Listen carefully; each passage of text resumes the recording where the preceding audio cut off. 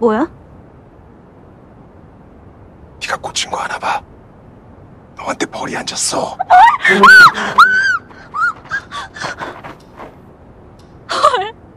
다 움직였어.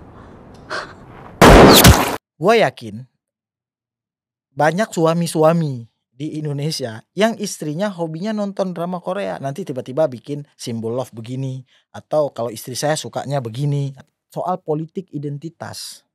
Ini juga ada potret tentang bagaimana politik identitas digambarkan dalam Squid Game ini. Secara tersirat itu menunjukkan bahwa demokrasi langsung yang dipilih itu berkonotasi tidak baik. Hari ini kita akan coba bahas film ya, resensi film. Filmnya itu judulnya Squid Game. Ini kan film dari Korea Selatan. Series ada sekarang udah 2 season, menunggu season yang ketiga. Tapi kali ini gua akan coba ngomong soal khusus di season 2. Arti kita lewatkan season pertama. Nah, sebenarnya kan kita ada yang menarik. Kenapa siasat pop ini dimulai dari film Korea, bukan film Hollywood atau bukan film Indonesia, film Bollywood atau film Thailand. Tapi kali ini kita mulai dengan film berasal dari Korea Selatan. Kenapa? Karena kita tahu betul ya, Indonesia itu memang terpapar, banyak yang menyebut dengan istilah Korean Wave, artinya gelombang Korea. Sebenarnya Korean Wave ini tidak kemudian baru lahir kemarin. Artinya ini sudah dipersiapkan jauh-jauh hari.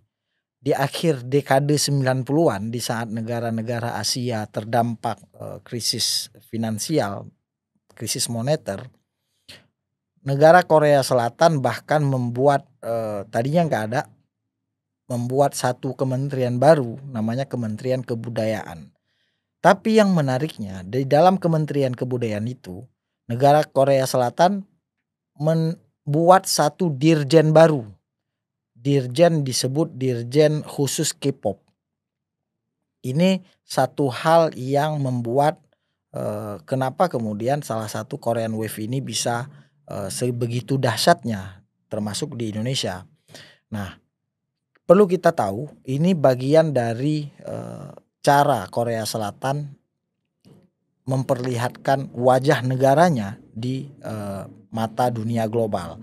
Karena kalau kita lihat ini bentuk lain daripada soft power ya. Soft powernya Korea Selatan itu dengan memaksimalkan budaya pop yang bisa digunakan dengan berbagai macam cara. Bisa film, drama, kalau di Indonesia sinetron, kemudian musik, makanan, bahasa dan lain-lain.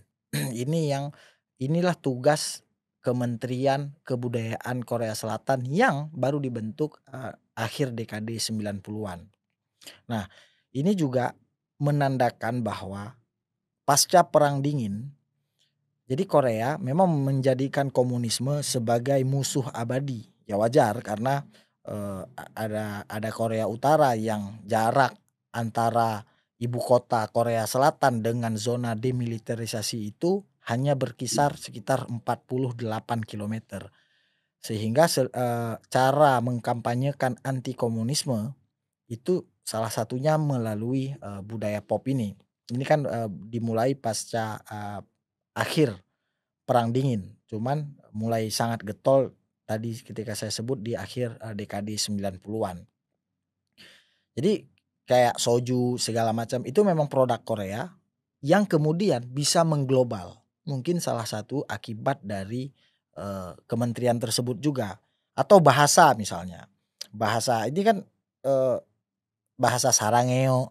Mungkin pronunciation gua nggak begitu pas ya. Tapi annyeonghaseyo. Tapi gua yakin banyak suami-suami di Indonesia yang istrinya hobinya nonton drama Korea. Nanti tiba-tiba bikin simbol love begini. Atau kalau istri saya sukanya begini. Nah, itu itu satu hal penetrasi budaya dari Korea Selatan yang kemudian diterima dengan baik oleh orang-orang Indonesia. Sehingga itu menjadi sesuatu hal yang tadinya boleh jadi memalukan bagi banyak cowok di Indonesia, karena kan cowok Indonesia ini kesannya apa, macho. Memang secara spesifik Korea Selatan tidak menargetkan Indonesia sebagai pangsa pasar utama mereka. Tapi kalau kita lihat, dengan jumlah penduduk yang sangat banyak, Indonesia akhirnya menjadi pangsa pasar yang sangat strategis. Ini kalau kita lihat di YouTube misalnya, penonton YouTube tentang K-pop, tentang drama Korea dan lain-lain, pokoknya segala sesuatu tentang Korea, itu nomor 2 tertinggi setelah Korea Selatan. Artinya kalau kita minuskan, Korea Selatan, Indonesia adalah negara nomor 1 di dunia yang mengkonsumsi K-pop tertinggi, terbanyak di, platform YouTube. Itu baru YouTube. Jadi tim IDN meriset data, nilainya itu 10,1 berbanding dengan 9,9. Hanya terpaut 0,2 saja antara penonton, K-pop dari Korea Selatan dengan penonton K-pop yang berasalkan dari Indonesia. Sehingga memang ya ini juga yang kita tahu belakangan bahwa, bagaimana netizen Indonesia bisa berperan, ya karena memang, penduduknya sangat banyak. Tapi kita juga tidak hanya melihat di sektor, satu sektor saja ya di, YouTube. Nah, dan bukan hanya budayanya saja yang kemudian dikembangkan oleh Korea Selatan di Indonesia. Teknologi, bagaimana kemudian penggunaan handphone, katakanlah misal Samsung ya, ataupun, merek mobil Hyundai, itu banyak dipertontonkan di film-film yang berasal dari Korea Selatan. Sehingga itu secara tidak langsung merupakan bagian iklan yang kemudian, orang-orang Indonesia merasa keren kalau pakai, 2 brand tadi karena meniru idolanya di, film Korea. Itulah kurang lebih, prolog gua untuk pembukaan ini. Cuman baru sekarang kita akan masuk ke resensi film yang gua sebutkan tadi. Film series judulnya, Squid Game, ini yang gua bahas kali ini season kedua. Nah, gua melihat di film ini ada 3 hal yang pengen gua sorotin. Yang pertama soal identitas, kemudian soal demokrasi, dan yang ketiga soal ekonomi. Karena 3 hal ini yang, bisa gua dapat, atau 3 hal ini sangat terpotret dari baik adegan, setting maupun, dialog yang ada di, Squid Game ini. Kita bahas dulu yang pertama dari 3 hal itu. Yang pertama misal tentang identitas. Kita tahu ya kalau kata Rousseau di Discourse on Inequality, Rousseau itu bilang, sentimen pertama seorang manusia itu adalah eksistensinya. Belakangan eksistensi ini diterjemahkan atau banyak ditafsirkan sebagai, pengalaman hidup, pelajaran hidup. Nah, ini kenapa gua menggarisbawahi soal identitas ini juga terpotret di film Squid Game ini. Banyak contoh misalnya ya, karena identitas kemudian berubah menjadi, penafsirannya menjadi pengalaman hidup. Kita lihat di Squid Game ini kan film yang memainkan game, ada beberapa game yang mereka mainkan sampai kemudian mereka bisa, disebut pemenang. Kalau kalah mereka dieliminasi dengan cara ditembak mati. Nah, yang menarik ada satu adegan ketika seorang nenek memainkan game. Jadi game ini kalau dia kalah sekali lagi mati, kalau dia menang, kemungkinan lolos untuk masuk ke babak berikutnya yang juga ikut memainkan game. Nah, game-game yang ada di film, Squid Game ini semuanya game-game masa kecil orang-orang Korea. Jadi rakyat Korea ketika kecil hampir semua memainkan game-game, seperti ini. Mungkin kalau di Indonesia game-game masa kecil kita itu main petak umpet, main kelereng, main apa lagi, main tali, main apa karet, tali karet dan lain-lain sebagainya. Nah, jadi ada seorang pemeran nenek, dia sudah berusia 60-an. Dia ini di filmnya pemain itu juga, pemain game itu juga, dia adalah seorang penyintas atau survival dari perang Korea.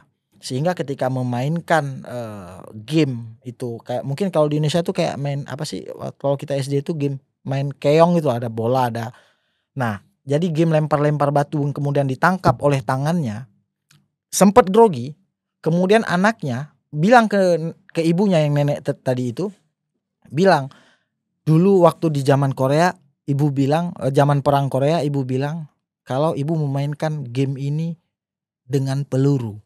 Sehingga akhirnya kemudian si ibu ini berhasil memainkan game itu dengan sangat baik dan bisa lewat untuk masuk ke fase atau tahap game berikutnya.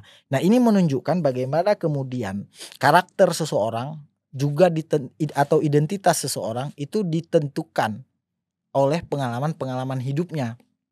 Nah, seperti misal nenek tadi, dia dengan mudahnya kemudian bisa memainkan itu ketika dia merasa, "Oh, ini game gua waktu kecil, bahkan gua dulu waktu mainnya pakai peluru." Ironi memang, dulu mainnya pakai peluru, sampai di situ mainnya pakai batu. Nah, yang sisi kedua kemudian kita juga bisa melihat soal politik identitas. Ini juga ada potret tentang bagaimana politik identitas digambarkan dalam Squid Game ini. Karena kan kalau menurut Fukuyama, politik identitas kontemporer itu salah satunya digerakkan oleh pengakuan tentang kesetaraan kelompok yang dimarginalkan oleh lingkungan sosialnya. Yang pengen gua garis bawahi di yang kedua ini soal politik identitas ini, soal kelompok yang kemudian termarginalkan ini. Ini ada salah satu pemainnya itu di film ya, di film ini diceritakan bahwa dia apa sih namanya, transgender ya, kalau mau operasi itu transgender. Tapi sebelum dia masuk ke situ, dia adalah mantan special force, tenaga pasukan khusus ya, pasukan elit, sehingga dia masuk ikut dalam game itu bukan hanya karena ada dorongan motif ekonomi, bukan hanya itu. Tapi soal ketika dia ditolak kemudian dia dikucilkan karena dia tadi special force, tapi kemudian orientasi seksualnya yang ingin berubah, dia kemudian terpinggirkan. Nah, dia pengen ikut game ini sehingga dapat duit banyak, kemudian dia bisa menunjukkan jati diri yang sebenarnya. Nah, ini yang menunjukkan bahwa manusia itu terkadang nggak butuh, bukan hanya butuh Lamborghini, bukan hanya butuh baju bagus, rumah bagus, tapi pengakuan atas martabat, pengakuan atas identitas diri itu juga bisa menggerakkan manusia. Jadi bukan hanya soal duit saja yang bisa menggerak, motif manusia itu bukan hanya duit, tapi juga tentang bagaimana martabat manusia. Bahkan di titik tertentu dalam film itu disebutkan, maksudnya diperlihatkan dalam adegan dan beberapa dialognya bahwa harga diri manusia itu bisa mengalahkan ketakutan, bahkan ketakutan tentang kematian. Ini poin pertama soal identitas.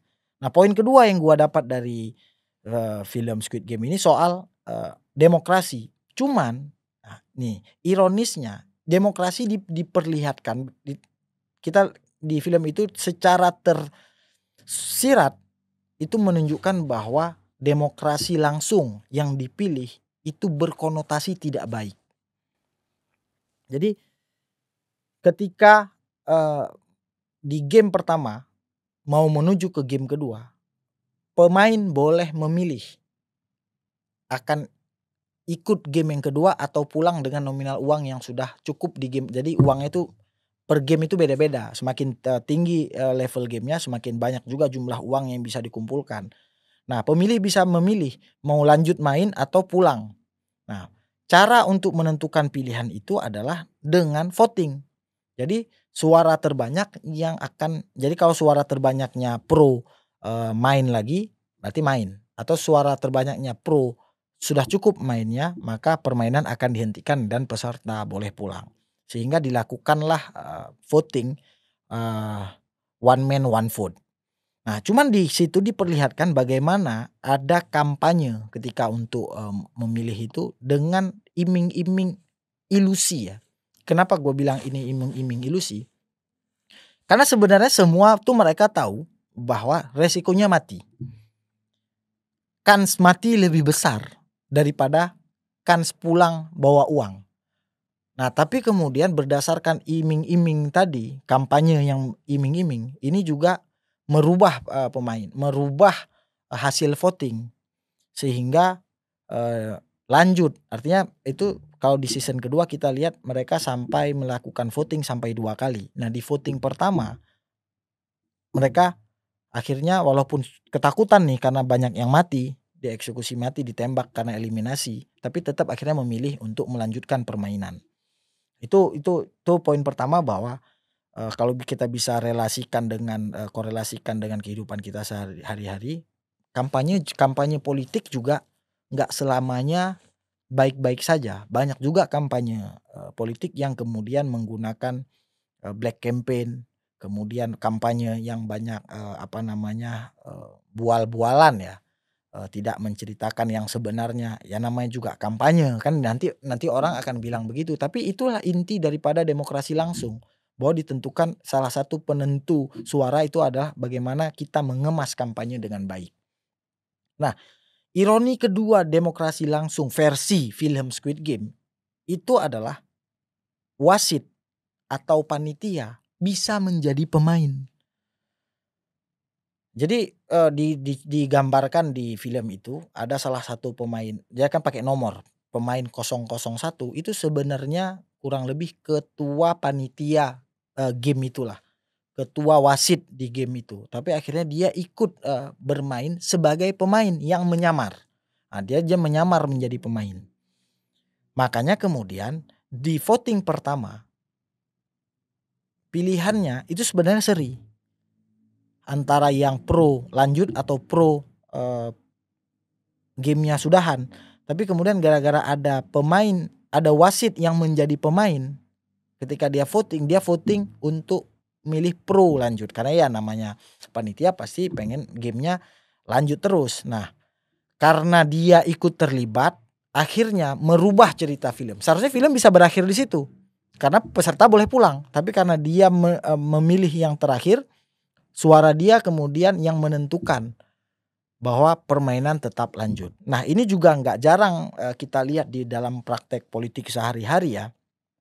Misalnya kalau kita lihat cermati putusan MK baru-baru ini soal soal pilkada, kan banyak juga pilkada yang harus PSU, bahkan ada yang didiskualifikasi itu karena gua nggak baca sepenuhnya, tapi gua pikir pasti ada sangkut pautnya, ada korelasinya dengan dugaan keterlibatan wasit dalam permainan pilkada.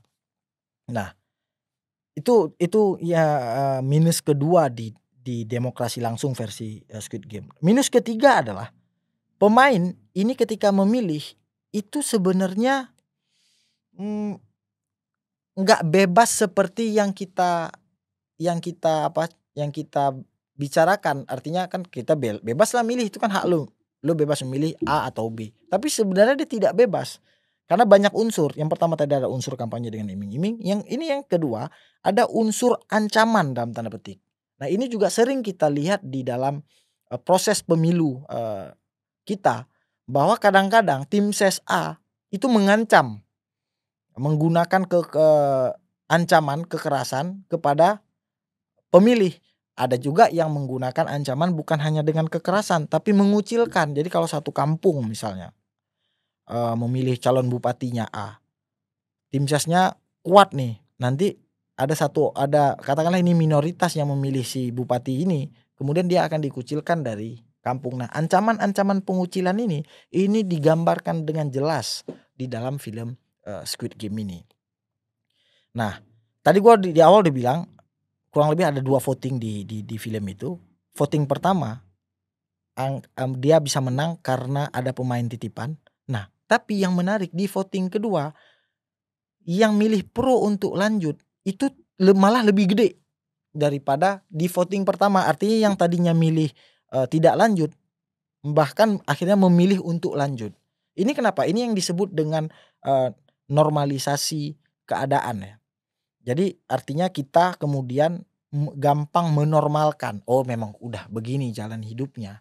Oh memang sudah standarnya begini ya, kalau lu mau lanjut game ya lu akan kaya, kalau enggak ya mati, itu urusan Tuhan. Nah gitulah kira-kira kalau di film. Tapi kalau kita kembali ke realitas kehidupan kita, normalisasi ini juga terjadi di mana-mana. Normalisasi misalnya, contoh paling mudah deh, gua misal kalau gua pakai kemeja pink nih ya, di kantor, banyak juga yang ngecengin gua kenapa gua harus pakai kemeja pink. Karena kenapa? Warna pink ini sudah dinormalisasi menjadi warnanya perempuan. Alat cukur bulu ketiak tuh kalau kita ke supermarket, itu ada 2, ada yang punya laki-laki, ada yang punya perempuan. Tapi kalau kita lihat yang berbeda hanya satu, soal warna. Kalau laki-laki warna biru, warna hitam, warna abu-abu dan lain-lain. Untuk perempuan warna pink. Nah inilah kemudian normalisasi yang seperti ini kemudian yang bisa merubah kondisi sosial kita. Kan seringkali kita dengar istilah sosial itu yang merubah kenyataan. Jadi reality itu berubah karena ada social construction. Nah yang ketiga, yang terakhir, ini soal ekonomi. Karena game itu memang ujungnya uang. Nah tapi apa yang melatar belakangi. Jadi kalau kita lihat profil pemain game itu di film Squid Game, mereka bukan berasal dari kelas bawah. Mereka semua berasal dari kelas menengah yang kebetulan hancur hidupnya. Banyak hal hancur hidupnya. Yang pertama bisa jadi karena pinjaman bank. Ya orang kan sulit kalangan bawah bisa minjam ke bank. Kalangan bawah ini yang bisa mudah dapat akses pinjaman ke bank ya menengah karena punya jaminan dan segala macamnya. Yang kedua ada faktor judi online. Nah ini juga di Indonesia juga banyak. Kemudian yang ketiga ada kayak skema ponzi, investasi yang sebenarnya itu judi. Nah ini juga banyak memakan korban dari kelas menengah. Nah yang menarik dari kelas menengah di film itu yang terpotret, gue jadi ingat apa kata Samuel Huntington ya, bahwa kelas menengah yang bisa menciptakan kestabilan atau tidak stabilnya politik satu negara itu bukan kelas bawah, tapi kelas menengah. Dia mengutip kemudian revolusi Prancis yang terjadi di abad 19 itu, kalau bahasa Huntington, itu bukan karena petani, tapi karena kelas menengah yang terdesak sehingga mereka melakukan revolusi. Nah, apa yang bisa kita dapat pelajaran ke Indonesia misalnya? Ya kelas menengah kita ini juga kemudian harus pinter-pinter sehingga tidak terjebak pada segala sesuatu yang bisa membuat kelasnya jatuh sehingga menjadi tidak stabil. Gue pikir ini bahasan resensi film kita yang pertama. Kalau ada yang setuju atau tidak setuju silahkan di komen di bawah.